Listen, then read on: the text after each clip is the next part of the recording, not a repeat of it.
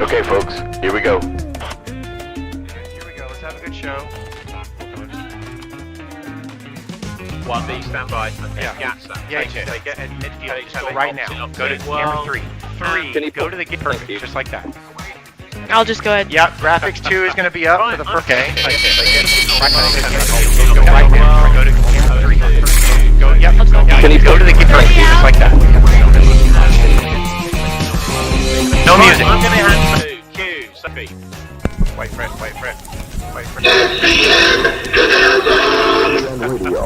On radio in the Canal Zone. All right, guys, mic check. Go ready. Okay, Ricky, mic. Yep, I am ready. Wait for it. Willie, mic check. Yep, let's go. 1B, stand by. 10, 9, 8, 7, 6, 5, 4, 3, 2, 1. and we're live. Okay, and go for it, guys.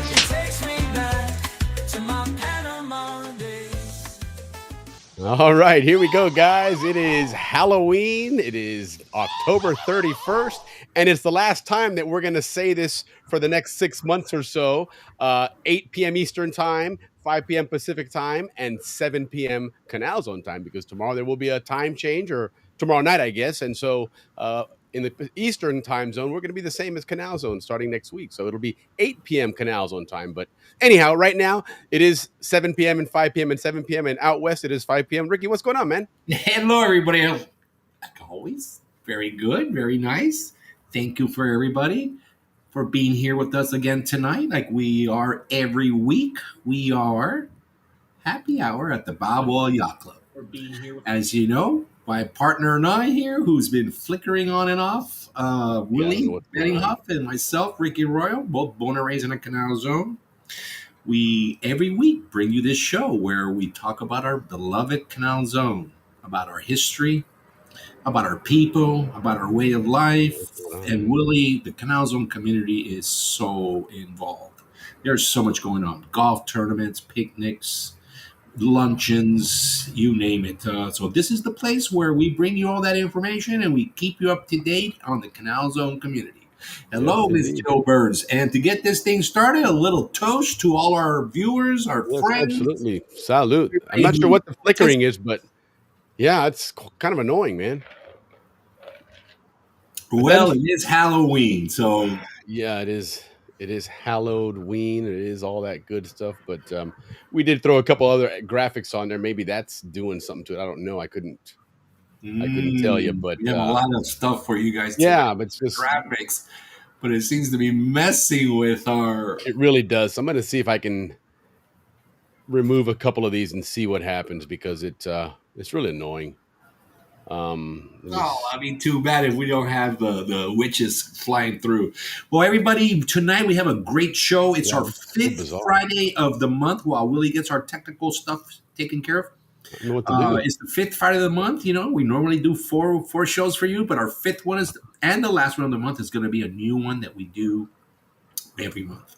And it's kind of a recap of the shows we did throughout the month to go over all the stuff that we talked about and recreate some of those great times. Because I'll tell you, after the show, Willie and I, we're just so pumped. Like, wow, what a show. Wow, this is so annoying. It goes away and then we forget about it. But this show is about recapping the last four shows. So if you remember, we had Dave Dahlstrom, like we always do, for history the first week. And that was followed by, who was that followed by? Cassie, la hija Cassie Sprague. Yep. Cassie Sprague. And then we had the James Slater. That was a great show. So we got some clips from that tonight. As well as we had a great, was it Taekwondo that those kids did? Or It was jiu-jitsu. It was the Gibbs kids. And then we had Henry as well, HB, to talk about his career and what he's got coming up. So tonight's show, guys, it's going to be all about that. Hello, Sheila. And so be ready for some fun. We're going to have a lot of fun with you. We did have a bunch of new flying witches and all this stuff, but it apparently is taking up way too much. Well, I don't think it is because I turned them all off and it's still doing the same Still crap. doing It's the still not same. working too well. So I'm not sure what's going on. It's telling me low bandwidth, which I don't. I'm not Yeah, sure on my how that- side, Willie, you're not flickering, but oh yeah, now you are. But you were doing pretty good. Yeah, it's nonstop on mine. I don't want. And I'm Well, just why running don't a you? speed I'll, test and- I'll run it for about 5 minutes while you get off and get back on. I mean, Yeah, I can Your change my text way is right read through the anyway, next so. minutes if you want. Yeah. Go ahead and do that. Let me jump out and reboot the studio and see what happens to see if it'll correct It's itself. it's a big up. We worked all week on this show, guys. So, anyways, we were going to do two segments tonight. Bochin News, which is the new version of the long bochinche, and we're going to do the recap. And the recap, we're going to do all these small clips that we have from this program that we've been able to afford now with some of our new sponsors, as in Howler Monkey, which is our sponsors tonight. And Willie will be showing their commercial. You can see it right up here on this TV. But Willie actually did that commercial, and we're going to be showing that to you for the first time, I believe. We might have slipped and showed you once before, but anyways, we're going to move on. Before we get into Bochin News, I do want to shout out to a couple of 4 Zonians that are doing a great thing in Panama. These 4 guys, I'll mention their names right now. They have a company called Green, and what they do is they convert waste to energy, and such as green diesel and other green fuels such as pellets, fluff, powder, which you can then transform into energy. The 4 Zonians involved with this got together with the embassy, and they're bidding to provide this service to the city of San Miguelito. So it's a big deal. And that, again, Green is the name of the company, and it's the CEO of that company is none other than our very own Johnny Hearn. And the COO of that company, again, one of our very own, Andy Wilachek, one of the OG guys with Hammer Construction, who's still providing great construction services down there. And Eddie Dolan also is an investor in this company, as well as Ralphie Furlong. So those 4 Zonians are bringing to Panama a new technology to convert waste into energy. So shout out to those guys, a little toast. And if you see those guys around, give them a little hug. They're doing a good thing for us. All right, moving on. So what happened today in history in the Canal Zone? Going back to 1912. Then 1912, the president was actually Woodrow Wilson, not Teddy Roosevelt. Teddy Roosevelt got beat that year by Woodrow Wilson, but Teddy was running for his 3rd term.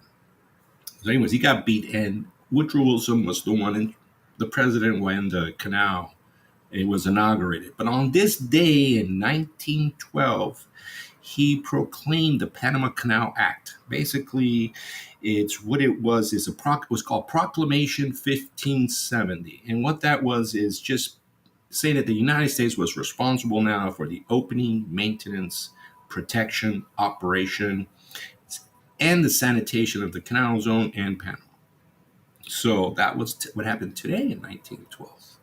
So moving on, I got a good story for you guys. Have you guys ever heard of the Screw Worm War?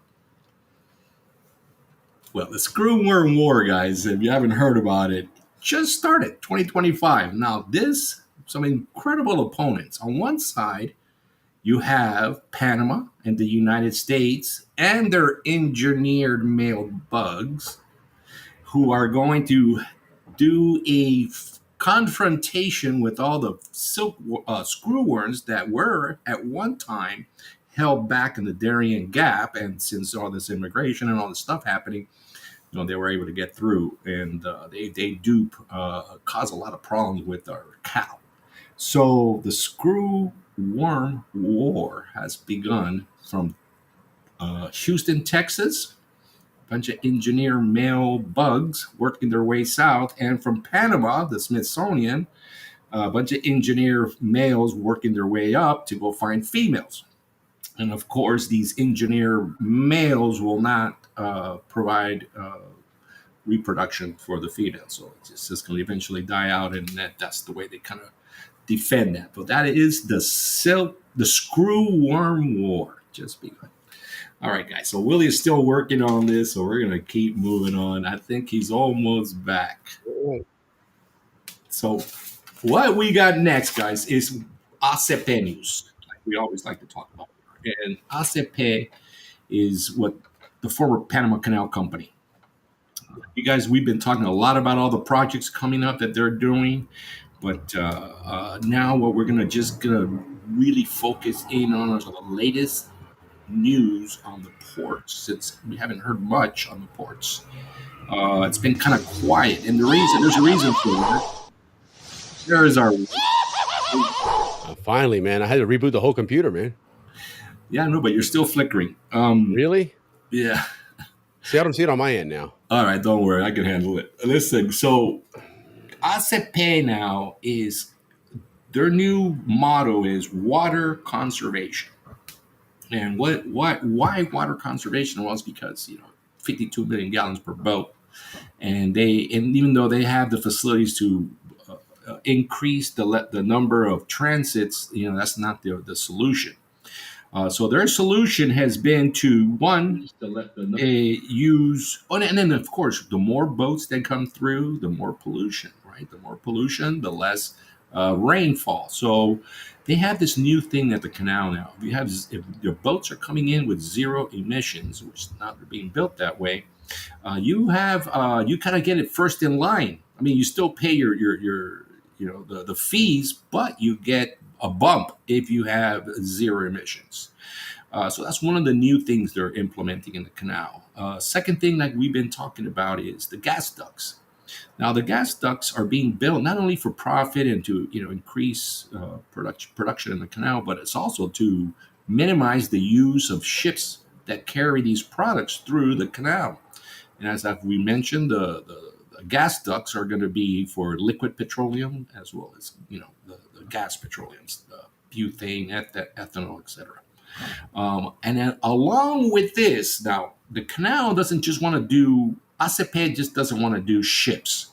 What they're looking now to do is get involved with different ways to get the merchandise from one side to the other, and they're going to do this with ships, railroad, gas ducts, and semi-trucks. Semi-trucks in Panama is a big business. A lot of ships unloading on one end and loading back up on the other end.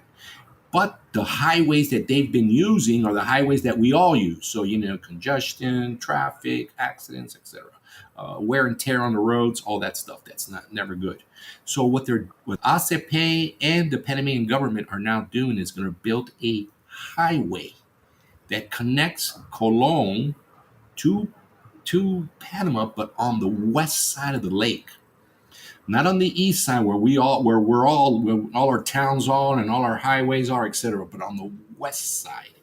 And I don't know if Willie can show us that on the map, but that highway is called Corredor Logístico del Canal de Panamá. So basically, it's a highway that connects the ports on the Atlantic to the ports on the Pacific on the west side.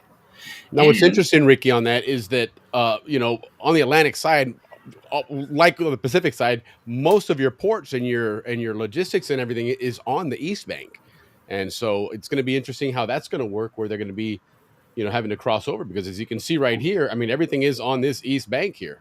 Well, they have a beautiful new bridge. Yes, correct. So correct. That bridge, you can see it right there, right? That bridge right there only services Fort Gulick, or is it Fort Sherman? Fort Sherman. That's it. Yeah. So that was built for that reason. I think the Germans built that. They did a good job. Was it the Germans or the Chinese?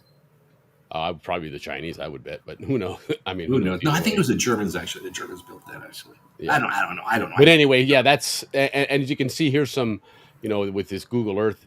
Yes, you can kind of see what it would look like. Well, that's the road that's the existing road. Look at where it dies. Well, now that they're going to build a highway, guys, and see where that water edge there is. That's where the new dam's also going to be, to the very far bottom left. Yes, down there is where the new dam is going to be. Interesting. So that's where they're going to be flying. So the highway is going to come across. Then there's going to be a new bridge, Willie, that goes over that. But the highway is going to be on that side. So all those, imagine all that. So you guys want to get in on real estate in Panama? That's what you want to go buy. Right? Yeah, because that's going to probably circle around and just come right back down this way and probably end up through Coakley in that area there. And it goes to Rodman. It's going to go to Rodman. Oh, perfect. Which then gets connected to Howard and then gets connected to the train that crosses over. So here's Rodman right here, this area here. And here's, of course, we refer to as Howard, but it's Panama Pacifico. But so this area here, which again, as you can see, here's the whole west bank of the canal going along this way. And when you get here, then of course you have that Madden Lake and the feeder areas there, and that's what he's talking about. Is that our witch? All right, let's get that one up. I didn't see her. Well, we have a witch cruising around, guys. Yeah. There's going to be a new bridge, right? Obviously, and you can see where it's on kind of obvious location. There she is. There she goes. She just flew by there. But no, it wasn't that anyway. It's something. I think it has something with my computer. I've been getting more and more. My computer's been getting buggy. I think it's time to rebuild it and either upgrade or. I mean, it's a pretty upgraded system. I've got a pretty beefy system, but I've been adding so much crap to it and junk. It probably needs a good cleaning and get back to where it should be. But yeah, Willie, and then part of so we already know, guys, from all the different times that we've mentioned it, there's going to be 2 new ports being built, right? Corozal and Telfors. Correct. And on the Atlantic side on Manzanillo Island. Is it Manzanillo or Margarita? Yeah, Manzanillo Island. So, but there's 3 more planned for the future. They're all on the west side. Rodman is going to expand. And also they're going to put a port next to the French Cut. Oh, right on. Yeah. And another one called Palo Seco, which is flat top. That's what the 3 ports. Is that Palo Seco? Is that going to be like where the old leper colony was? Because that's what that was called. Flat top, yeah. Out there. There's going to be another port. So all of those are on the west side, Willie. So that's why this highway and this stuff is for the future. But guys, that's 20 years up the road. So hopefully a lot of us will still be here for those 3 other ones. But Panama's future is logistics. The canal is just going to be one part of like 5 that are going to be operating the future of the Panama Canal, guys. So that's our update on that. The latest on the ports, the one that we're all been following, the Balboa and Cristobal ports. The latest on that, guys. The reason why it's been quiet is because it's still being fought in the Supreme Court. You know, the lawyers are still going at it. They're trying to, Panama's saying it's an unconstitutional concession, and of course, a Chinese company, Hutchinson. Right. They're doing their best to keep. Put a lot of money to that. They're trying to hang on to it. They do. I mean, the pictures I've seen of Balboa Port is impressive. The size of that thing compared to what it was when we lived there. But the whole thing with this, guys, is that it's at the courts, and there's 2 possibilities coming out of the courts. One good, one bad. Good, I mean, for both Panama and the Chinese company. The good would be if the Chinese companies said, okay, look, there was a lot of bribery, there was a lot of corruption, even though it was on both sides. We'll have an amicable parting of our ways, and we'll be able to participate in the new concession. Okay, that would be the best result coming out of this lawsuit. Is if the Hutchinson decides to part ways with Panama and amicably, and just participate in the new concession. The other one would be that Panama decides it's unconstitutional, like the mines, and then China will really be out of trouble, because not only will they lose the concession, they probably won't be able to participate in the next ones, right? Because okay, so those are the 2 options that are going to be coming out soon. All right. Mm-hmm. Yeah. What happens is that Panama, actually the ACP has nothing to do with this. The Panamanian Panama Canal Company has nothing to do with this. The people behind this is the Panamanian government. Now, AMP, the Autoridad Marítima Panameña, which is the Maritime Authority of Panama. Okay. They're the ones behind it. They're the ones that are the ones that give out the concessions. Well, what they have to do now, Willie, is that they've got to get ready to day that they say this is unconstitutional, right? They got to bring in their people Yes, to run correct. operations. So right now, ACP is out there interviewing companies, and who knows who they're going to be. Merck has been making a Sure. lot of noise, so maybe Merck is one of those companies out there. But yes, ACP, if it goes the long way, and China doesn't settle amicably, which I believe 80-20 that they will, because they want to participate in the next concessions. They will just have to, if they lose, they're just going to be out of the running.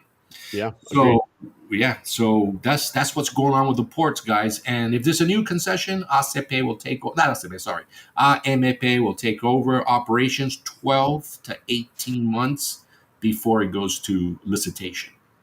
So that is the latest on the ports. And if you've seen pictures of Panama ports, it's rather beautiful.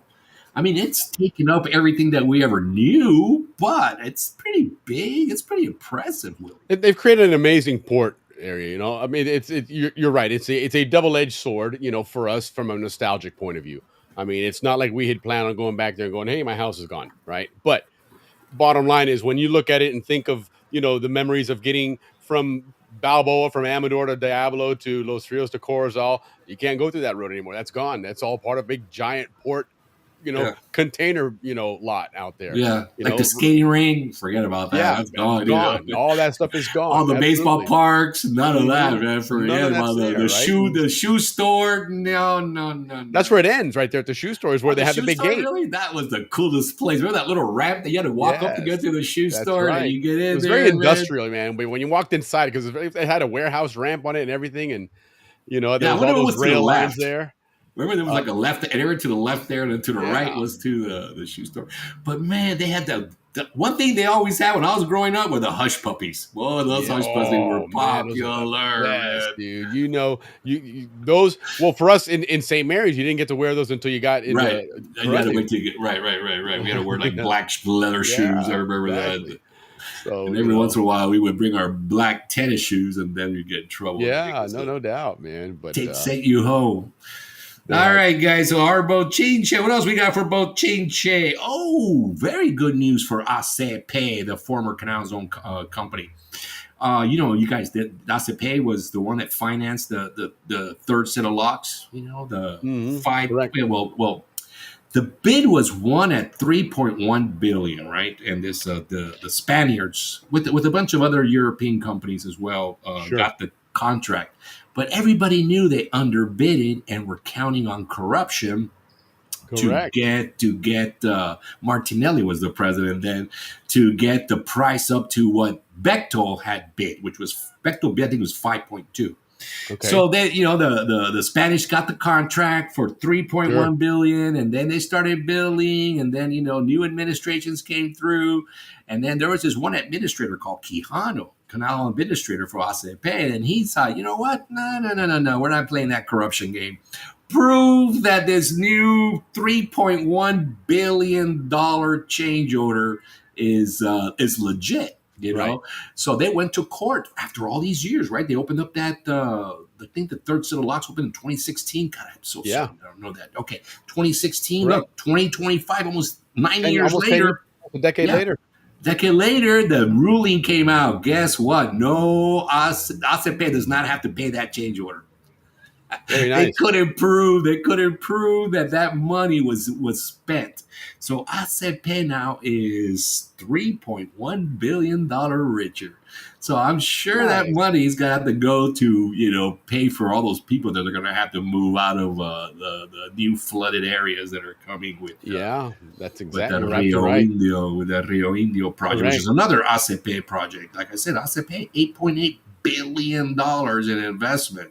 Yeah, and for those of you guys that don't know what he's talking about is, remember last year in the news, all the doom and gloom of the canal because the water levels are so short because of the dry season. It was an extreme dry season and other factors. But one of the things they determined was that, Gatun Lake, fantastic for operating the canal zone in Panama City to a certain extent. But fast forward 100 years later, much bigger area. The city's much larger. There's a lot more population. They've added a new set of locks, everything else to it, and turns out that you need more water. And fortunately, you're in the rainforest, so it's just a matter of collecting it. And part of that Mhm. collecting that then is getting the area, damming it up. Like we've learned, the history of a lot of the towns that we know here, not only were these towns lost to the canal construction, but some of these towns were in the Gatun Lake area itself, right? And so those have now, that's what's going to happen here. And so Correct. that's what Ricky's referring to, is that there's families there and there's farms out there and a lot of stuff that needs to be relocated. It's not cheap, right? These people have rights, and they, there is a certain eminent domain ruling involved there, but at the same time, they do have to give them some kind of market value. So that's a great point, that suddenly they come across a lot of extra money that'll, they might even be able to up the price a little bit, because rest assured that the realtors and the attorneys for these families just realize, hey, these guys got another $3 billion, man. Yeah, absolutely, man. That You is the greatest news I've heard. That happened today. That just a couple hours ago, they popped that out. So again, guys, Woodrow Wilson, 1912. The Proclamation 1570 happened today. Our fellow Zonians with Red Green, got just about to get a contract with San Miguelito, the Screwworm Wars. We got the ports, we got the canal change order, and we got the highway. I think we covered everything, Willie. Very nice. I can't see anything else unless you want to talk about sports. Oh no, we do have. It is World Series, and surprisingly enough, it looks like at this point Toronto is looking like they're going to win the World Series, but it is close. And we have a Zonian on that team. Remember last week or 2 weeks ago, we talked about that kid. He had that walk-off homer to George win the Springer. game. Look, I got it right here. George Springer, his grandfather, born and raised in the Canal Zone. His parents built the canal. So, I mean, George doesn't get his Zonian. I mean, that's as Zonians you get.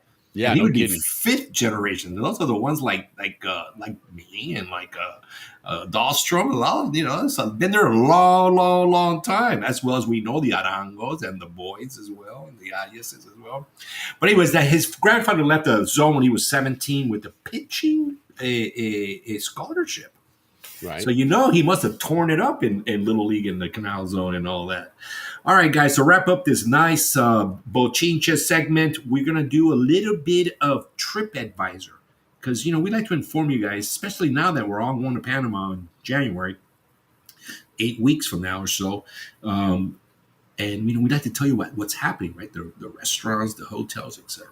All right, so as I was doing my research, guys, for today's episode, I came across this one website called MENA FN. It's a worldwide news source, which is mostly used in the Arab countries in that area. And they had this one segment where they were talking about the greatest or the strangest or the weirdest places you want to visit in the world. And lo and behold, 6 places from Panama made that list. So I thought, wow, I mean, people all over the world are looking at this, right? And this is what they recommend to see in Panama. So we're going to share that with you real quick. The first one, Willie, let's get that map up. It's called Santa Fe in Veraguas. Now, you Panamanians out there are probably saying, yeah, we've heard of that forever. But the rest of us, no. We've heard of Cerro Punta. We've heard of Boquete, right? There's all the cold weather and the coffee and all the beauty. Well, Santa Fe is also a highland community, but without the crowds. It's like virgin Boquete. So again, all you guys that want to invest a little money and want to get into the coffee business, because it's the same coffee as the Guias and Gaias and all that stuff. It's in the Veraguas Highlands. Hopefully, Willie will get us working on the map up here. Again, it's cold there. It's cool up there. Coffee, waterfalls, Santa Fe National Park that's out there, which stretches across a cloud forest filled with orchids and rare birds. So you're up in the mountains, right? And there's it's a cloud forest. Yeah. So This is They kind of real like quick, you can see new- where Red Eye was is in that area there. yeah, I mean that's not like a Zonian spot. Jerry Curtis probably knows that spot with his Right. motorcycle touring company. Although it's much more accessible nowadays than it was when we grew up down in the zone, where the highway was very limited and slow. And Yeah. now getting into the interior, for example, getting to Coronado takes 30, 45 minutes. give or 45 take, minutes, yeah. You know, so If you go like from Summit, you go across that bridge. Yeah, 45 so- minutes or less. Well, that's where it is. Those are some highlands. It was way up there, and that's that little town. That's what they're promoting in Panama. Wow. very nice. Incredible. The second place, which again, Jerry Curtis, my good friend, has a home. They're promoting is Pedasi, which is in the Azuero Peninsula. Yep. Guys, it's a fishing village, but this fishing village is completely packed with art galleries and restaurants. And not only that, they have a bunch of academies out there. Where's Pedasi? I think right around there on that edge. Wherever that edge is, that edge right there, somewhere in there. Search for it here. Pedasi. Well, guys, listen, they have all these academies out there for There it is. surfing academies that are being run by professionals. So, art galleries, restaurants, surfing academies. This is all the stuff that's going out there in Pedasi. I mean, it's all levels of surf training There as you go, well guys. as whale watching. Yeah, Jerry's right there by the coast. I've seen his lot on pictures only. Yeah. So that's the new and upcoming place, Pedasi. Now, Jerry's probably going to kill me. Hey, what are you thinking, city people out there? But guys, I mean, the whole world. Look, saying, there's a little listen, community there. There's a little beach look community at what's right there. coming. Look at that. Yeah. They ain't messing Well, that's around. nice, guys. There's some nice houses there and whatnot. Look at that. That's right on the Oh, beach my there. Goodness. So that's Pedasi, and looking around here. I mean, there's It's a lot. like a There's surf a lot community. available, though. Think of it that way. Yeah. Now, you know me, Willie. Where are the hospitals? Right. We always gotta know where the hospitals are. Okay, let's move on. The There's next place, Pintamala. which we all expect them to be on the list, was San Blas and El Valle and Bocas del Toro. But Bocas del Toro, right? It's got a lot of islands, but the one that they recommended was on the northern tip of Bocas del Drago. It's called Isla Colón.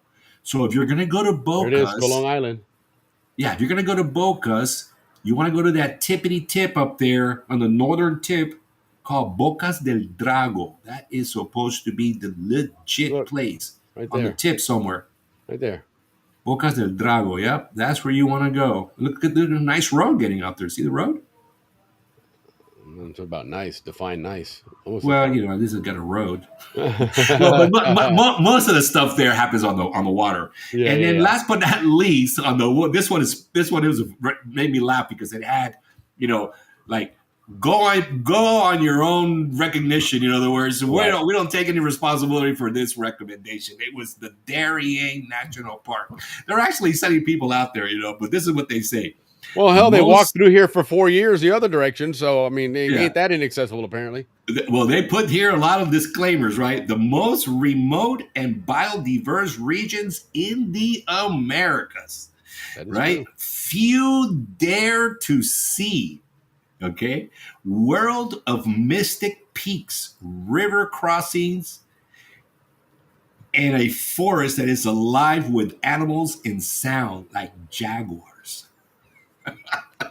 So this company tells you that's a great place to go, but they are not responsible for sending you out there. So that was an interesting list of places that they are recommending in Panama, Willie. Yeah, no, that's interesting. It's, I mean, there's, listen, Panama has certainly, we've seen it's become much more accessible as a country now, right? It's not as inaccessible as we've come to see. And we used to laugh about the speed limits and why it took forever to get anywhere. 35 miles an hour, right? Yeah, and you think about, going to Las Tablas and stuff, for Carnival, and it was 6, 7, 8 hour drive sometimes, man. And so it certainly has shrunk quite a bit. And then, of course, the airlines are hell. Copa's even flying out to David again. They've got a regular scheduled service from Tocumen. So Air Panama's back and now. Air Panama does as well, and they fly out of what is Albrook used to be Albrook. It's now Marcos Angelaver. Yeah, we can still call it Albrook. But yeah, no, so that was kind of cool. It was interesting to see. Interesting how Panama's changing. I mean, it is growing. There's no doubt about it. That the the country's done well since Panama left. Panama left them something great. I mean, United States left them something great there, man, and they've gotten really good about it. Look at what Frank says. Hello, amigos. Santa Fe is a beautiful place with lots of history and a good road. There you go, right on. And that's the thing, guys. It's the roads. Ricky and I were talking about the other day. That's one thing that Panama really, over the last 25, 30 years, has really improved on is road construction. And it's they've finally figured it out. And it's sometimes you save up front and it costs you in the long run, right? And go ahead and spend the money up front and get a good quality road that lasts you forever. And here that's the case because God knows that their traffic sucks because you see pictures all the time of people complaining about traffic, but at the same time, that's a lot of wear and tear on those roads and they're lasting. So I guess that's a good thing. So so Santa Fe, I guess everybody in Panama does know it, but I'll tell you, the Canal Zone Camino, at least I never heard of it, man. That's good. It was the number one place they recommended to go see in Panama. Right. And look, Jill's talking about Boca del Drago. It's a beautiful place. Huge. Oh, Citro. That's cool. That's awesome. Oh, that's what that very good. Yeah. Yep. And yes, it is this week. This month, across the board, this month, Jill, is Panama Independence Month. We got a great month for you guys. Yep. There's a lot going on, and it is that month. It's Panama is one of those interesting places. As we've learned, they have numerous histories. The history from Spain. History from Colombia more than once, in fact. And some people will argue, even independence from the United States in a lot of ways, and Gran Colombia and everything else. So, but November is typically the month that all that stuff is celebrated. And, I remember as a kid, one of the memories that we've talked about it before, that even during football practice, you could hear in the distance was the drum beats. Right, because those parades, man. I love that. The high school drums were badass, man. The coolest sound. Yeah, I mean, you could hear it. I remember during football season. That's what I'm saying. Yeah, and I remember we would clearly hear them over Ancon Hill. Yes, absolutely, man. That sound carried, and it was booming, but it was cool because it was it was all about a rhythm, right? It was not just regular drumming, man. And those parades were really cool to watch. It was awesome. It was cool. Panama's, this is their month, El Mes de la Patria, and going to celebrate a lot of cool things. So, but that's November. That's tomorrow. We're still in October. And October, like Ricky said earlier, was a busy month. It was a 5-week month for our show. It was great because we had 5 actual episodes as opposed to normally 4. And every episode was a really, I mean, all episodes are cool, I would think, right? I would hope. But these were actually really cool. Our Dave Dahlstrom episodes are always great because we always learn some amazing things about the zone. Mm-hmm. And this one focused a lot on World War II and the defense of the canal and things like that. There was a couple of cool things there. Let's actually pull a couple of those things up because I meant to, let me see here. How do I do this? Yeah, there is when Dave joins us, obviously he always brings something great to the table. In this one of the things he talked about was the SS Cristobal being the actual first one that did the transfer, right? I mean, that was one of the things that he called on. That was supposedly that one. We were wrong thinking the Cristobal was the one when some others had already started going through. Not all the way through. August 3rd, so the Cristobal beat the Ancon going through the whole canal. Of course. The Atlantic side always but it was unofficial. Right? Well, and interesting trivia for you guys to know, that was the last Cristobal win in the Canal Zone. No, it wasn't. Willie, you're so mean. Yeah, I love giving Jurgen Cristobal a hard time. But Willie, what's great about that story, though, that the Cristobal was the first going through, was that, in my opinion at least, that the reason why there were so many of those were A, to test the canal, make sure it operated, but B, to let all the workers, get it was really feel. Cool. Yes, absolutely. Yeah, because that's who were on those ships. On the Ancon was like 800 celebrities, that were on that. Right. I looked up if Woodrow Wilson was on that crew, and he wasn't. There's nothing about him being there for that opening. But which I respect because it wasn't his project. It was the guy he just beat. It was Teddy Roosevelt's baby, and and Woodrow Wilson was known as his number one political adversary.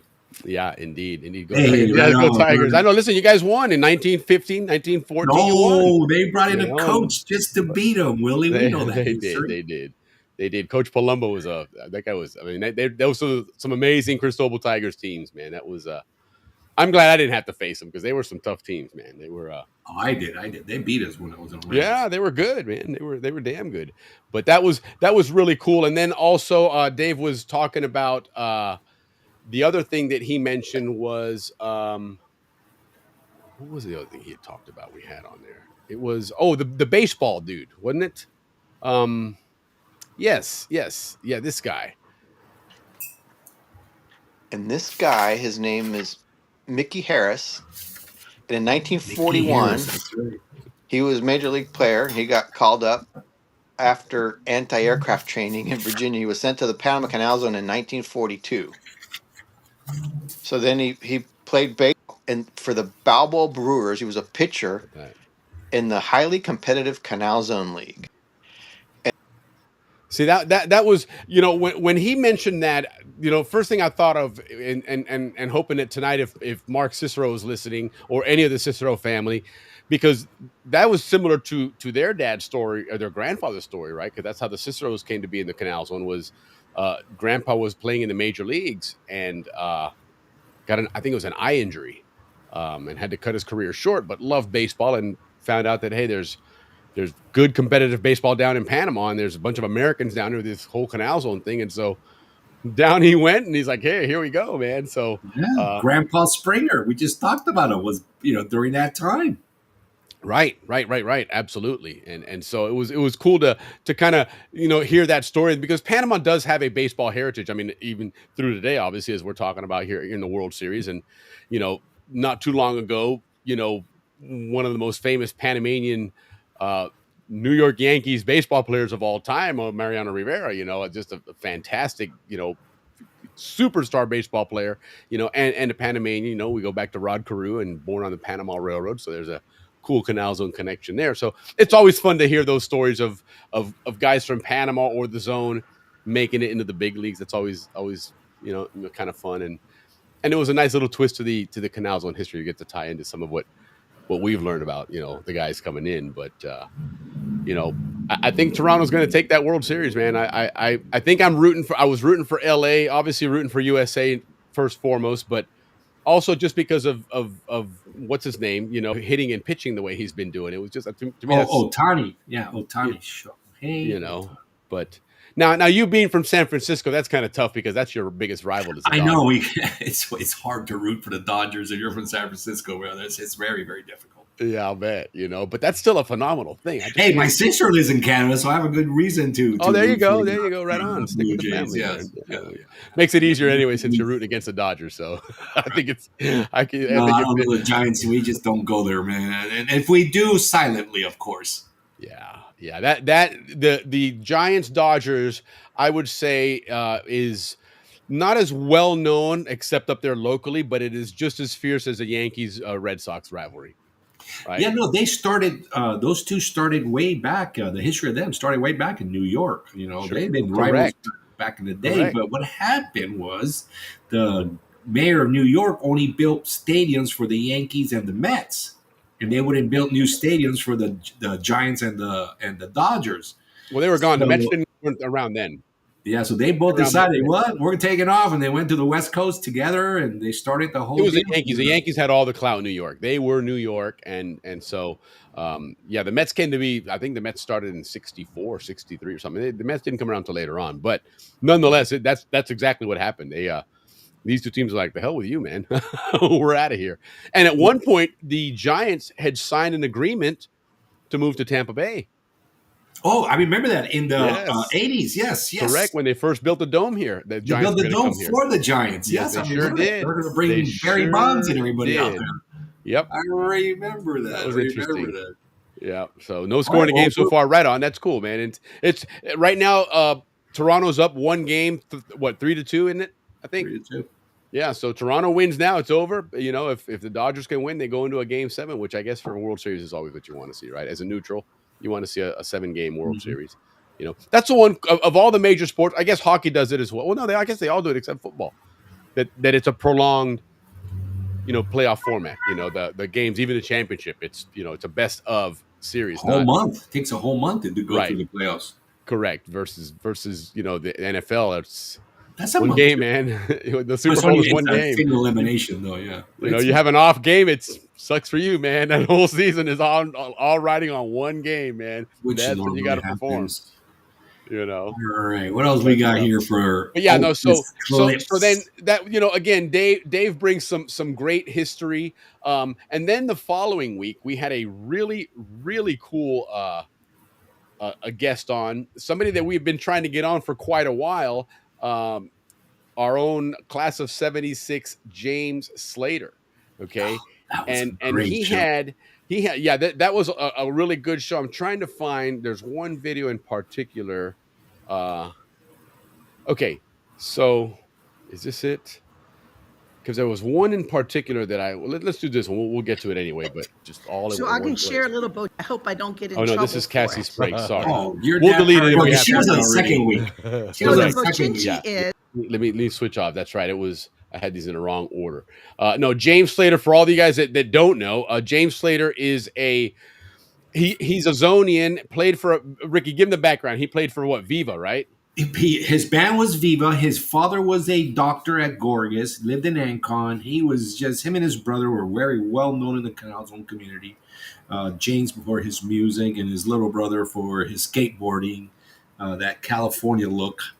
But James, yes, was very, very popular and in the Canal Zone. But more than anything, he's also a very well-known music writer. He writes for all the top performers in the country genre. Correct. Yes. He lives in Nashville, and that's where he was from. He was in Nashville when he joined us. And I mean, we're talking the likes of Tim McGraw, Kenny Chesney, Martina McBride. You name the current country Nelson. Music superstar and Willie Nelson. He's written songs for them and written his own songs. And we're going to talk about one of those songs here in just a moment. But here's something really cool that I posted it today on Facebook, and it was one of those interesting things. And I'm hoping that some of you guys can come up with what your thought is on a song that you would come up with. But this was really cool. If you were on a desert island and you had to live with one song for the rest of your life, think about it. I'm going to play you a touch of what mine would be. What would it be? Now, there's 50 songs. How do you pick one? But I will tell you, listen to this lyric slowed down, okay? Check this out. You'll know the song. This is probably the one I love.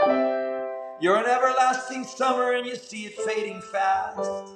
So you grab a piece of something because you think it's gonna last. Well, you wouldn't know a diamond if you held it in your hand. The things you think are precious, I can't understand. Are you reeling in the heat? Storing away the time. Are you gathering I'm not a singer. Should have reminded myself of that.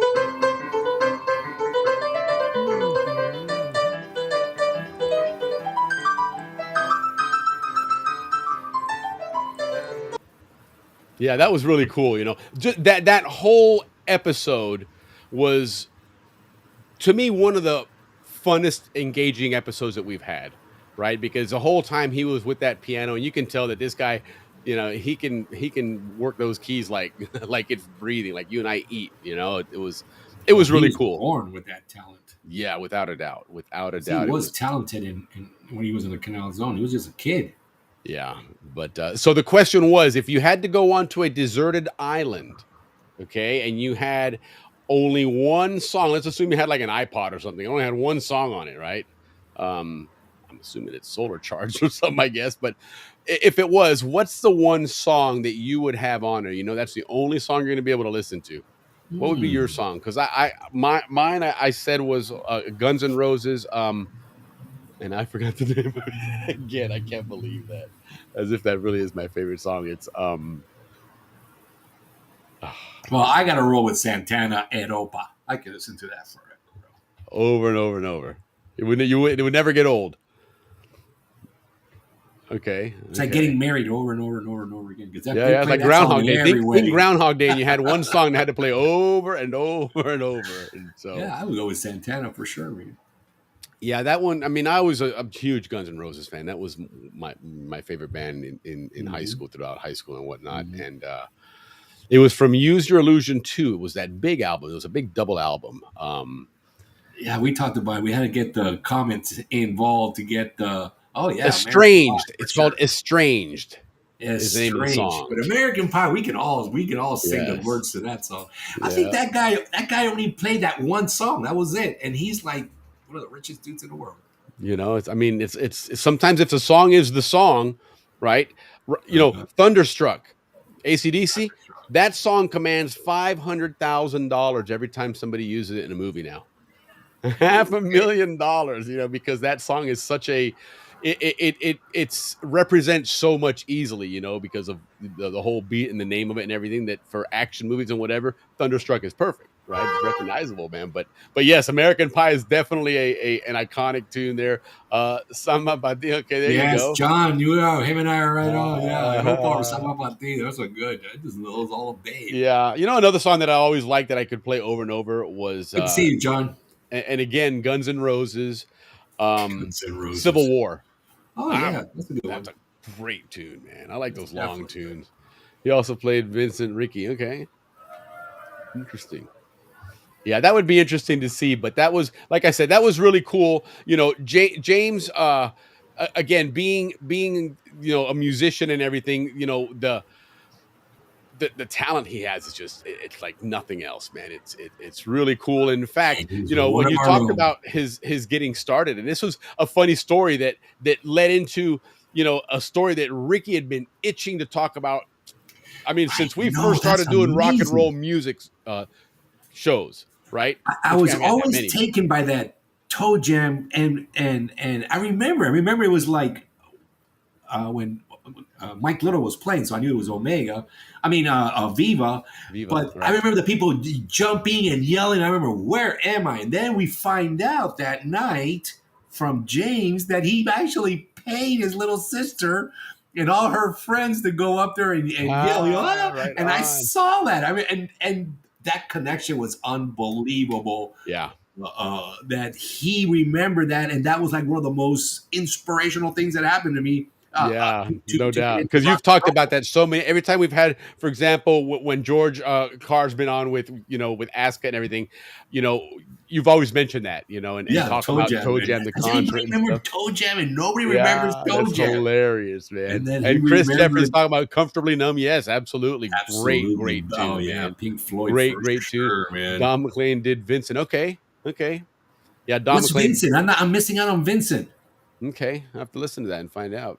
Oh, Vincent's the name of the song? Yeah. Okay. So anyway, but going back then to Toe Jam, this is interesting how this all came about during the show with James. My dad had, for $800, my dad had got me this car from Renata, but it was a Dodge Coronet, you know, older car, convertible, $800. I was happier than anything, and so my sister swears that I paid her and Tara Wiskowski, and about 8 of her girlfriends, I paid them to come chasing us into the stadium like the Beatles, and we were in that car. And that was for that stadium. I saw that. I remember that. I saw it clear. I'm like, who are these people? What is going on here? You know.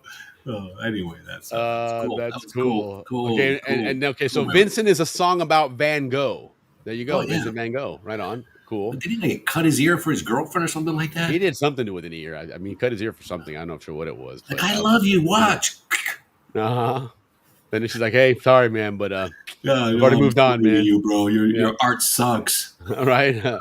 I'm who was another artist back then in that same era? I could sing that song easily. I thought it was the first rock and roll song I listened to. By the way, that song. Oh wow, right on. It's the first one. Great tune. One of my older cousins. Let's see. I'll never forget 200 people dancing on the second floor of the Yacht de Viva. A whole building. I mean, that building. Listen, you see, when we look at pictures of the Zone, even back in the early Canal Zone, the yacht club is there, man. So, God Almighty, I can imagine in the 70s that thing probably had to be rocking. It was probably falling apart, you know, and well, whatnot. They played all the cool songs that were happening at the time. If I remember correctly, and you guys are going to laugh, but the Bay City Rollers, that SATURDAY, but Saturday night. I don't know if you guys remember this, but I remember Viva used to play that song. No, that's cool. That was a cool song. Van Gogh lived on Tobago. Yes, I did. Yeah, I think we learned that from Dave Dawson that he lived on Tobago. Wow. That's cool. That's cool. You know, or maybe we learned from Cassie Sprague. I don't remember, one or the other, but Our very own. Actually, there's a lot of Zonians that live out there. Mr. Dupree lives out there. Our very own Frank Dupree lives out in Toboga. Yeah. So, and then the other thing that James brought up, which was kind of interesting, that I mean, who doesn't know that Justin Bieber song? Not that we know Justin Bieber, but it was played everywhere. Despacito. Despacito, right? Well, check this out. I didn't know this about who wrote that song. Check this out. We got to get her on here. Yes, absolutely. I agree. She's a dear friend, and man, we've written some great songs, and of course she wrote Despacito. And she's a Panamanian, so I was like, oh my God, I'm in Nashville, and I found a Panamanian. Yeah, go figure. That's again that crazy world that unless you're out there looking, you'll never see. Things will pass you by. You just miss out on the opportunities. And not be afraid to. I was like, who are you, man? I mean, but we're like that. We're Panama. We're Zonians, man. That's right. I love that. That's Erica Enders, the blonde there was Erica Enders. Yeah, and she wrote Despacito. She wrote that song, Despacito. Cool. Yeah, how about that? So he says he's going to try and run into her. When he runs into her up there, he'll try and see if she'll join us. Because and I would certainly love to have him back because that show was an absolute blast. And he mentioned he wants to come back, so we're definitely going to have more James Slater guys. Yeah, no, absolutely. Money, Honey, BCR. Okay, they play Grand Funk. Okay, right on. Oh yeah. Okay. Oh yeah. I remember that. They definitely played Locomotion. Yes, I remember that too. Right on. Yeah, there were a lot of fun. Yeah, no, it was. Listen, that it seems like, and again, it's just a thing about music. Everybody loves music, man. But music shows, they absolutely, everybody loves music shows, and again, this guy, he's a great songwriter. Like I said, he's wrote some great songs for some people, but he's wrote songs for himself as well, and he's a performer. He has his own record out and stuff, and he has a couple of cool songs. One of the songs he has is Guayabera, which if you haven't heard it, look it up. James T. Slater on YouTube. Cool tune, and it's obviously talking about the Guayabera, which is an iconic, it's an iconic Latin American shirt, but it certainly is in the zone. I mean, Zonian parents love that shirt. If you walked into any office, any school, anywhere, your teachers, we may not even realize it back then, but if they didn't have to wear a uniform, most of the men wore a Guayabera at least once or twice a week, man, because it was comfortable. It was, I mean, my dad, as soon as too bad they didn't do like Hawaii on Friday. They have Aloha Fridays in Hawaii. Everybody wears Aloha shirts. Right on. School and everything, right? So too bad Panama didn't have Guayabera Friday. Oh, that would have been cool. Too bad we didn't have that in us back then, because that would have been a kind of a cool trend to start is Guayaberas with shorts and flip-flops. That would have worked easily. Or Guayaberas, jeans, and hush puppies. It would have, absolutely, But let's hear a little bit about that tune because I'm having a lot of fun with this tune. I have it in my head anyhow because James asked me to put a video to it. He's got the song out, but he doesn't have a video to it, so he was gracious enough to ask me to put a video, which I'm really excited to do. I started working on it, with some fun things. But anyhow, listen to this tune. It's kind of cool. Because I'm feeling you in this Guayabera. Hey, Guayabera. Hey, why I better get a number. Because I'm sweating in the Guayabera. Never gonna forget where I come from. Yeah, that was cool. That was a really, really cool tune. And again, it's very iconic because he mentions Chiva buses and having a high school band and armed forces radio, and so there's a lot of things that he takes back to all Panama the keywords. Yeah, exactly. That'll trigger that memory. Yeah, that was a lot of fun. But so that was week 2 of our was week Oktoberfest. That was week 2. He was week 2. Oh, that's right. Yeah, week 1 was Dave. Week 2 was him. Because remember, he was supposed to be here in September, and he had, unfortunately, that one country singer that died in a plane crash was a friend of his.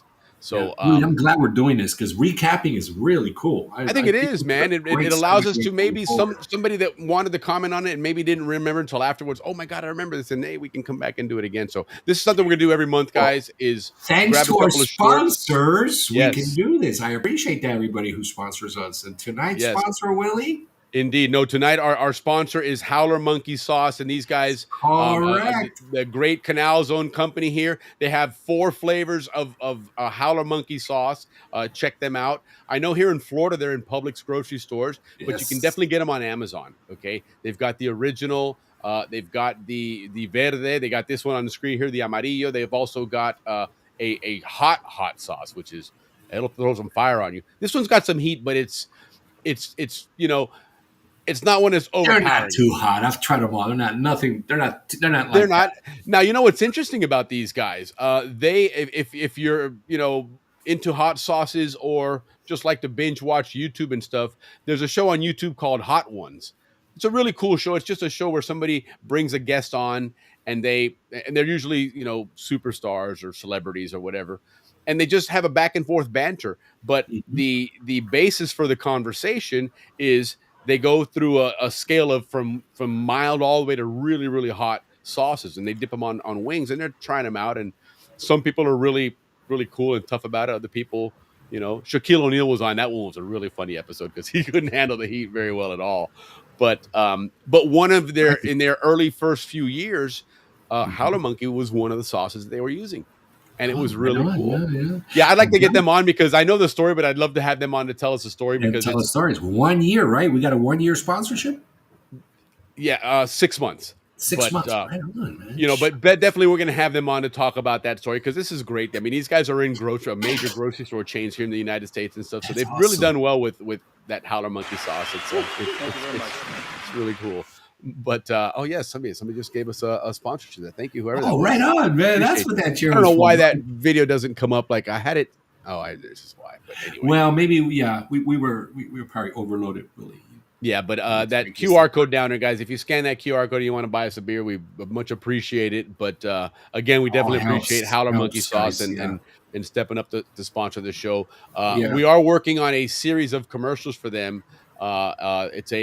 We're searching for a spokesperson for Howler Monkey Sauce, and you guys have.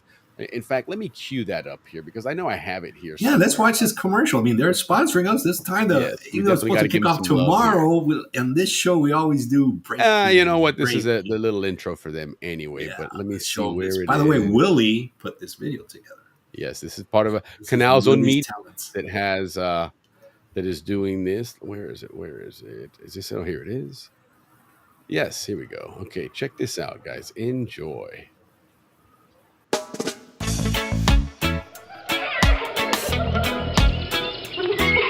Howler Monkey Sauce sent me to the jungles of Panama in search of their new spokesperson, and let's see if we find them. Hey, listen, you don't need to keep looking for a spokesperson. You found me. I love this Howler Monkey hot sauce. Wow. Okay, and what's your name? They call me Balboa up here in these trees. Roll camera and action. This one, the Amarillo, is going to be amazing on chicken. Trust me.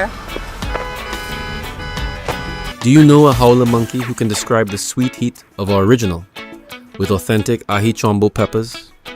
Or the fresh punch of verde where habanero warmth meets crisp bell pepper? How about the bold tang of Amarillo, yellow Scotch bonnets blended with mustard seeds? And of course, our hot, the same great flavor as original, with red habaneros for that fire. Our sauces are all natural, no preservatives, gluten-free, pure flavor and pure fire. Are you the next Howler Monkey spokesperson? There you go. Excellent job. Yeah, that was a lot of fun doing that. It was really cool. The AI, I use several AI platforms for it for different graphics and even for the voices.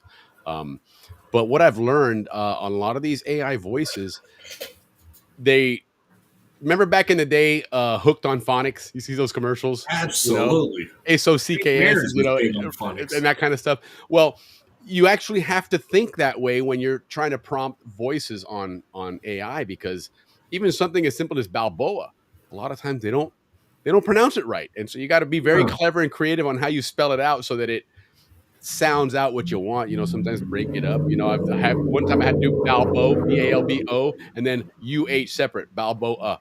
and then I I had got to the wrong squeeze accent them for a together and Siri, stuff. man. So yeah, that one. The interesting thing there is that it after a while it stopped doing it. It was I did about 4 takes on it, and on the 5th take, it just went to a regular English accent, and I'm like, Caribbean accent. I put it in all caps and whatever, and for some reason the AI wouldn't do it, so I had to record that and load it onto another one to read. It's a lot of fun though. I'm looking forward to doing the rest of them. We've got a couple other monkeys that are in the Look in the at hopper that! there. Look at the reviews are coming in, Willie. Yeah, it's Right a lot on, of fun. Jim. So I've got the next monkey is Speak going to there, be. Willie. Check Willie's this out. talented. There's going to be 4 monkeys trying out for it. We already heard from Gamboa. Okay, next monkey, I'm thinking the name is Chame. Okay, Chame is a cool, and this monkey is going to be obviously he's going to have a Spanish accent, but I Yeah. need to come up with the other 2 monkeys. So throw some ideas in there, guys, of what your thoughts are. Look, Of these here's a monkeys. good idea here. Look at one of our sponsors as well. We got to get all Yes. up to you by Cascada B&B. Yes. Yeah, let's chat, Andrew, because I'll definitely throw some stuff together, and who knows, maybe we'll get maybe another sponsor. Cascada's Lodge will be the headquarters for that Howler Monkey Sauce talent search. You know what we're gonna do? We're gonna spill the beans again. So, Andrew, just so you know, from now on, everything that we announce here, like if you want to go to Santa Fe from Andrew's place to Santa Fe, you take this highway from Andrew's place to wherever. Everything's gonna be out of your place, Andrew. That's kind of in other words, marketing. the center of the zone then will be Cascada's Lodge. Cascada So Lodge. if we're talking about some new place, it's only an hour away from Cascada's Lodge. Hey, it's only such a bochinchero, Willie. We're like, let's not talk about this until we get him to sponsor us. Listen, guys, if you ever have a secret you want to keep, don't tell Ricky. I'll tell you that right now. His vault it's made out of paper. Okay, trust me. When he tells you, hey, it's in the vault. Never tell anybody this. Please, man. He only gives everybody. You. Everybody has you. it. I hope that's the case, man. And if so, right on. Thank you, Mark. Mark and I are working on a couple of weeks left, guys. But Mark and I are working on actually, we're almost to the end of it as far as accepting, but a Christmas video for the Christmas time, and we're getting people sending some pictures and stuff of their Christmas memories in the zone, and we can incorporate their kind of like the Panama Days video. So I gotta get cranking on that and get that ready to go, because we want to try and get that out hopefully by the Thanksgiving ideas. Oh, Thanksgiving, even better. Yeah. But it is around the corner, man. It's a music show, another music show coming up. Mark. Yes. Slam. Chame should be a surfer. Oh, I like that. That's kind of cool. Yeah. Chame should be a surfer. Yeah, all right. Okay. I think actually, didn't you mention Chame? You were going to use that word? Yeah. Chame will be next. He's going to have a Spanish accent to him. We've already got a Caribbean accent, the Bijan accent. We're going to have then these surf towns that are popping up, they already had people living there, young Panamanians from way back surfing. So it'd be something like surfing schools down there and whatnot. Yeah, no kidding, man. It could be one of those. Can be one of your He works at the surfing school down there, and he's got a chance to make it big in the industry. That's amazing that they have art. Cool. They're known for their art galleries in Pedasi. Wow, that just blew me away. Yeah, there are restaurants and art galleries. I mean, that sounds as chic as it gets. It's probably full of we just saw the flyover, and those look like legit subdivisions and housing and stuff like that. Well, anyway, Jerry Curtis is going to have a place out there. Sure, absolutely. But don't forget, guys, all this it's all great, a lot of fun. But thank you to the folks at Howler Monkey Sauce, Tom Ellis, appreciate it, and Conan Herring that have and it's a great sauce. I have 2 bottles always. Okay, and my wife will sometimes when we're shopping, hey, you need more hot sauce, right? Because they have it in Publix. But you can find it on Amazon. Order it on Amazon, especially now for the holidays. Get yourself loaded up with some good Panamanian. It's all coffee. Natural, right? It's got no preservatives in it. It's done well, and you're giving some love and some support to some fellow Zonians. So Howler Monkey Sauce, don't forget those guys, man. And don't forget our Green, our Zonian boys. How about a fisherman monkey like the guys that Al Sprague used to fish? There you go, right on. Okay. Boca. That's a good one. That's a good memory right there. Because Willie and I talk about that all the time. Yeah. We was talking about the guy with the bird with the one leg. Right. No, absolutely. Which makes for a great segue then to, the next week, because that was week 2. Then week 3, we had Cassie Sprague and her Oh, son Alfred joined us, it's a and that great was one too. that Yeah. was really cool. It was a lot of fun there. A lot of great things going on with Panama Arts and Al Sprague's art, but also his grandson Alfred, Cassie's son, Love the who's an adventure grandkids, man. man. He's taken in I All the guess in grandkids grandfather. are stepping it up. They're all embracing the Panamanian flag, the Canal Zone history. Their parents. I mean, it's just beautiful. I love it. Yeah, so You know, that the was actually a grandkids. great little segue there, Mark, because we started talking about one of the things we did mention on there was something that's not for this Canal Zone reunion, but the next one. So Check I'm it going to out. share a little bochinchi. I hope I don't get in trouble for it. Oh, your We'll dad delete it probably if we have shared to. it already. So the bochinchi is we're working on the possibility of having an Al Sprague invitational fishing tournament, like open perfect. water, like deep sea fishing tournament in Panama next year, not this year Right, in of course. 26, but in 27, that will be correlating with the Canal Zone reunion. There you go. There you go. And then the other thing that they were talking about, which is really cool, this is their Yeah, son so Alfred. last Christmas, our family went to Hawaii, and I bought myself a traditional Hawaiian shirt, as you should when you go to Hawaii, and just started thinking, like, why don't we put some of my grandfather's art on shirts? Like, that sounds like a great idea. And I wanted to find a way to share my grandfather's art with people that can't afford to put fine art on their wall, or maybe they don't Sure. even have a wall like me. And so I wanted to find a different way to get his name out there because, at the end of the day, we need to get some exposure.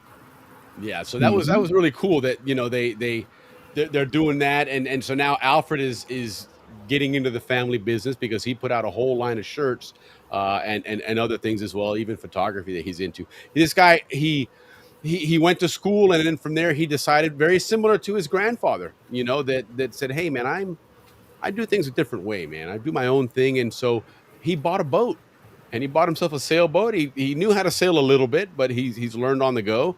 And he spent about what 5 or 6 months, he said, out, in the Bahamas, going around island hopping and surviving storms and all that kind of cool stuff. So Fishing to eat and yeah, whatnot. fishing to eat and all that. So very, very Al Sprague like in that sense, and that sense of adventure and everything. So Well, we know Al would have jumped in the water and spearfished them fishes. yes, Forget yes. fishing. No, Exactly. he did Exactly. both. But it's cool to was a see good that show. next And generation of Christmas- Spragues, Yeah, and Christmas is coming up, guys. So those will be great gifts to give. If you're into the fashion, I would say it's very similar to Tommy Bahamas. And it's great gifts. Yeah, they're really good looking shirts, that's for sure. I mean, and he's got the button up shirts like he was wearing, and also they have some really cool t-shirts and whatnot. So go and visit them, Panama Arts and Pasha's Perch. Remember, Al Sprague's boat was the Pasha. So, his boat is now the Pasha, and so his line of clothing is Pasha's Perch. And definitely look them up, and they've got some great specials going on. Load up for the holidays, before you get all that shipping glut and everything else. But it was really cool to have them on and go over that stuff. One other one real quick that I wanted to show, and this was kind of cool because this is near and dear to me and my heart, being part of the Copa Airlines family, especially when I was down there, where it was really a small family, a small airline with just one airplane, and compared to what it is now. But this is a really big honor for Al Sprague with Copa Airlines. Well, and speaking of Panama and tourism, how did the whole Copa Airlines thing come about? 'Cause that's really cool. I had to be quiet about that for so long. So last year, before Dad passed, we were in the negotiations with Copa Airlines for them to license some photos. We gave them the idea. They contacted us, actually. They had been doing, for the last 2 years, they've been doing these little amenity packets in their business class. Sure. That had just like a little stamp that had some kind of art on it, and it had Copa's thing. And I said, well, my agent in Panama, her name is Becky Bolton. I said, Becky, I can design some of these amenity packets that look a whole lot better and highlight my dad's artwork. Right. And so I put together a whole proposal, and I shot it over to them, and they ended up they actually ended up doing they licensed 15 products. I mean, 15 images, and they're Yeah. going to release like 5 a year for the next 3 years. Oh, And wow. it's in their business class. They get, when you go. Yeah, that was really cool. It's those amenity bags that you get when you're in business first class. It's got your little toiletries and whatnot, Mm-hmm. slippers and the little eye covers and all that stuff. But it's really cool that they were honoring Al Sprague, and more importantly, they reached out to these guys about it. And if you think about it from what she said there, it's been happening for about a year now. This has been in the works, and Al Sprague just passed away recently, so it wasn't something that was knee jerk reaction. Oh my God, Al Sprague passed away. Let's do something. It was something that they actively were thinking, hey, this is a Mm-hmm. great artist for Panama. Let's honor him, and so ended up being a nice tribute anyhow, for them. But that was really cool. That was again, Cassie Sprague is somebody I've known for a long time, and she was the very first guest that I ever had on this show. So I've always given her a lot of love for that because you know nobody had ever even heard of this show back in the day. And I was like, hey, I'm getting ready to do this Yeah, streaming we're at show. And would you join 103. us? And she's like, sure, I would love to. And so, and then of course, last year, Al Sprague joined us in September of 2024. And just a fantastic show. We should do some clips from that show. Yeah, we have to. We definitely have to, because that one was, I think earlier, Chris Jeffries asked if that show with James Slater was our longest show ever. It was the second longest show. The Al Sprague show was long, and that one was almost 3.5 hours. And so James is second, but we've had a couple of 3 hours close, plus. yeah. So it was also a couple of 3 hours. We've had a lot of 2 hour and a half, 2 hour 45. Yeah, for sure. We know our sweet spot is anywhere between the hour and a half. That's usually where we try. What we aim for. What we aim for, but we have fun with you guys as well. So sometimes they go a little bit longer. But anyhow, so that was week 3, and again we were busy this week. Last week we had an interesting show. Last week we had 2 different guests or sets of guests to join us, which was kind of a different thing for us. The first ones is somebody that we've talked about on the show a couple of times, Warren Gibbs and his 2 sons, Stone and Brenner, who are jiu-jitsu fighters, and they're very, very accomplished at it. I mean, they are champions. We've showcased them a couple of times, showing their pictures of all their medals and their wins and everything. But one of the things they always do, which Ricky brought up, during that conversation here, was always represent and proudly represent Panama in it. So check this out real quick. When you're up there and you're winning, I've seen some pictures where you have the Panamanian flag. Tell me, what does it feel like for you when you put up that flag? And what kind of response do you get? What's going through your mind when you go and you put that flag up there? I do it because he's from Panama, and what would you say? It's your lineage. Yeah, and I like to represent Panama. And we love it too, buddy. Yeah, there's not a lot of people out there that you'll see doing jiu-jitsu that represent Panama. So me and my brother, we like to represent it, hold the flag up there on the podium, and just show it to people. Right on. And you do it well, man. We appreciate you representing Panama. That comes from the heart for all of us. You got a whole bunch of new fans. Yeah, that was really cool. That was a lot of fun. His brother couldn't make it. He was in a training during this episode, so he'll join us for another one because I do want to bring them back. The younger one, Willie, or the older one? I believe Stone is the younger one. The younger one, he's badass. I could be wrong. I'm not sure. Those kids are tough, man. They are, man. Tough sport, and they're skilled. I mean, when you watch them do this, it's. I mean, you see the techniques they use. It's very purposeful. Everything that they do, and it was a lot of fun. We talked about the uniforms they use, why they prefer certain ones, because they can use them to grab onto somebody. And a lot of times I didn't realize this when it comes to these types of grappling, especially sometimes. It's not only an advantage to grab the other person's gi, right? That's what they call it, a gi, right? Mm-hmm. But sometimes it's your own sleeve that you might grab to help you get that leverage and lock somebody in. So sometimes you may wear it yourself and provide that. But that's, I think, what we'll find out next time is get into more or less the techniques of what jiu-jitsu is. We mentioned it briefly that karate, judo, and what's the difference here. We've all heard of jiu-jitsu, but you may not really know what what it pertains to, and that's kind of what he said. It's grappling. It's similar to judo more than karate. correct. Karate is a lot of striking, whereas judo is a lot of throwing and things of that nature. Grabbing, It seems. blocking. Right, right. You know, but then he had another a cool little chat here about one of his moves, and this is kind of cool to talk about. Matt Arroyo, if anybody follows stuff, he was in UFC. Calls Stone the Kimura King That's Warren because Gibbs there. he submits so many people with Kimuras, and So what's a Kimura? What's a Kimura, Stone? So it's where the arm. I don't really know how to explain it, you but can show a grip at least. like if you get this grip, you get like on the wrist. Right. You go all the way over like this, Okay. and their arm goes like all It's the way behind back their to the neck, shoulder. and it like kind of tweaks the arm. Sure. Like it could break it. If you don't stop, it'll break your humerus, and it'll rip your shoulder out of the socket. So that's so that's you know to let go at that point. The Kimura. So he's the Kimura king. But like he said, it was really cool. The guy he mentioned, I don't, if you're in that genre, if you follow the martial arts and the mixed martial arts and everything, you probably recognize that name, but it's kind of cool that if you were playing, let's say middle school football, and an NFL player walks by and says, "Hey, aren't you, the gunslinger quarterback or whatever?" That's kind of the equivalent for these guys to have this martial arts pro know him because of his move, because he's made people submit so many times just by, doing that one move and grabbing him by the arm and stuff. So it was cool. It was fun to have these guys on. It's fun to see our friends, their kids, have success. We've talked about some other guys and some of these other Zonians that are playing in the NFL or in Major League Baseball in the NBA and whatnot. And here, another interesting thing they talked about is that jiu-jitsu is now gaining that popularity where Dana White, who runs the UFC, is now investing a lot of time and money into jiu-jitsu, and he wants to bring that to be the next mainstream, combat sport. So who knows? We may see these guys on pay-per-view and realize, hey, it was Zonian blood right there. These guys were on Happy Out the Balboa Yacht Club before anybody knew them.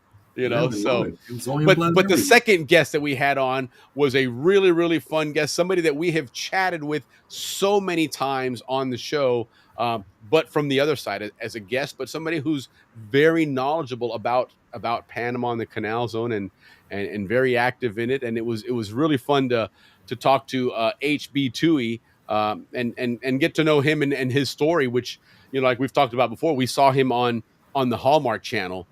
He had that movie and the sequel to it, Mystery Island, in which he appeared in, and that's kind of was his start to getting into becoming a bona fide star, but here's kind of the way that started, and very Zonian like in this. So check this out.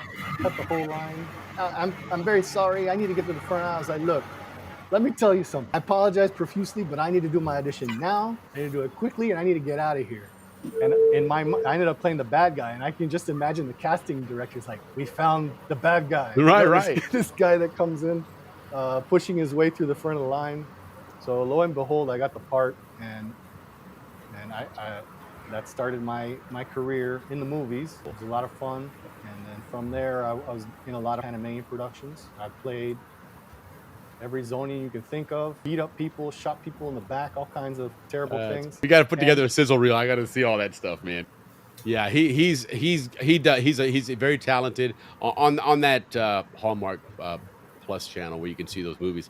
It's cool to see him on there, and we talked a little bit about the fact that he plays a British character, and he has a British accent, which is great. It's fun to watch that stuff, and when you know the person, you're like, man, that's. Because if you don't know him, you assume he's a Brit, right? And so here he is talking. But when you know that he's not a Brit and he's never lived in England, and yet, like he said, what was the claim he said that he realized that he was doing a good job at the accent? Was when one of the co-stars off the shoot or whatever was, asking, "Are you from London?"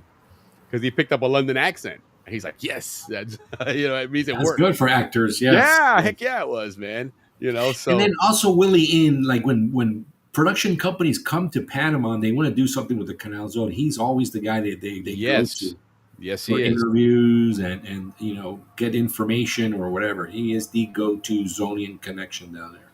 You know, and something that we didn't talk about, we'll certainly talk about again because, you know, half of his appearance was interviewing, getting to know HB, and the other half was something that we're going to have on a regular basis, which is our Canal Zone dictionary. You know, and Mhm. he'll be the one hosting that. Most of the time, he'll be refereeing, but every so often, Ricky and I may tag team and try and stump him as the panel there. But one of the things that we'll make sure to ask him about is before he was in front of the camera. I know when the show Survivor first started filming in Panama, he played a role in that as well, helping Mhm. behind the That's scenes to right. get them, you know. So he's been in the media entertainment world for a while, both behind and in front of the camera, and it's really cool to see where that's taken him. One of the things that we've gotten to know about him that's something that I know is near and dear to both Ricky and myself as far as the Canal Zone history and everything was that play 1903, right? Mhm. And he talked about that, and it's a really cool story, you know, uh, understanding what he's trying to do and where he's come from and his family that has a lot of history in Panama, and so this was really cool to see how it moved him to be, you know, recognized in Panama. I guarantee if they had that stuff around during COVID, they would have got rid of it, man. I don't know Okay. what that was there. Okay. What is flojo? Oh wait, Bloho. this might be Sounds the like a wrong one, but let's wuss. play this anyway. So remember when you were a kid and you got the nasty scrape, the strawberry, the road rash, or whatever, and your mom put the mercurochrome on you. You'd be screaming and crying before it even touched you because you already anticipate the pain. And what does mom say? No seas tan flojo. You know, man up, man. Mercurochrome. We got big man steak. I would have got rid of. Yeah, that mercurochrome was brutal, man. That That thing stuff took would. care of everything, man. Oh Whatever you my had, put god. that stuff on it, man. Yeah, no doubt. But Mercury. my You put god, that was mercury on us so much to cure pain, us. Oh my man. god. So much pain with that one. But no, the other one then that, like I said, he talked about was being in that play 1903. And where is it? I've got it here. That's a big, was a huge event. I mean, that is the reason why Panama's a country was because of his role. The guy he played, Shaler, not allowing, you know, the breaking up the troops, sending the officers on one train and then holding the troops back on another. Right. So when those guys showed up, there was no troops. So they're like, all right, this is over. Yeah, no. And maybe I didn't. I thought I had grabbed that one, but And Shaler was American. Yes, he was an American. correct. But nonetheless, it was, like I said, it was a lot of fun to do that. It was fun to have HB on. The guy's just a wealth of Canal Zone knowledge, and again, like Dave Dahlstrom, he has a family history that goes way back in the Canal Zone, and He's played a fourth big role in it. generation. Yeah. You know, yeah. So and So they came right like after. Ricky and I, his dad was Canal Zone police, so you know we always have that three of that us, right? great connection as well. But he will be joining us doing these Canal Zone dictionary. This Canal Zone dictionary is one that Carl Berg put out. It's really cool. It's We actually love called it. the Dictionary of the Canal Zone and Panama Area. But it's when you first look at it, you just assume that like most zoning things are kind of quirky and fun or whatever. And this one is a real dictionary. I mean, it really is offering explanations and definitions of everything, you know. And No pictures though. Yeah, no pictures. It's definitely not any pictures on it, but now who knows with AI, somebody else throw some together and create them anyway. But it's really well done. It's really well made.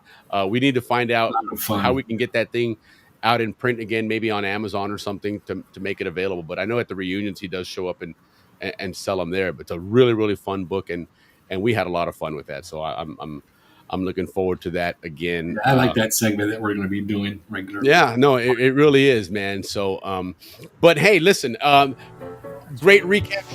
We had Ricky, thank you for stepping in and seeing how it starts flickering again with you. It just calm down for just a moment. This is crazy.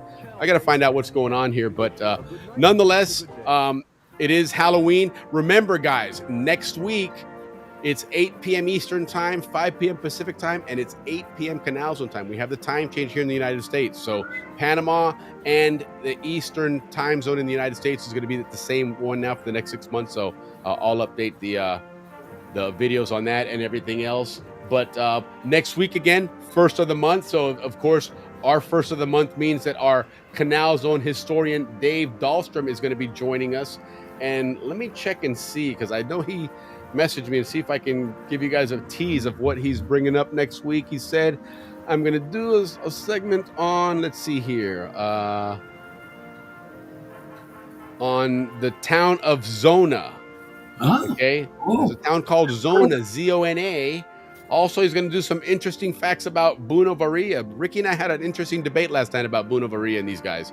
So should be a lot of fun. But again, stay tuned. Some Canal Zone history coming up next week, so don't miss it. But thanks again for joining us, guys. We had a great October month. November is going to be awesome. A lot of Panama history. In the meantime, though, have an awesome weekend. And Ricky, get us out of here, man. Hey, thanks, guys. I hope you saw our little Chiva go by. That's kind of our cue. Thank you, and we'll see you next week.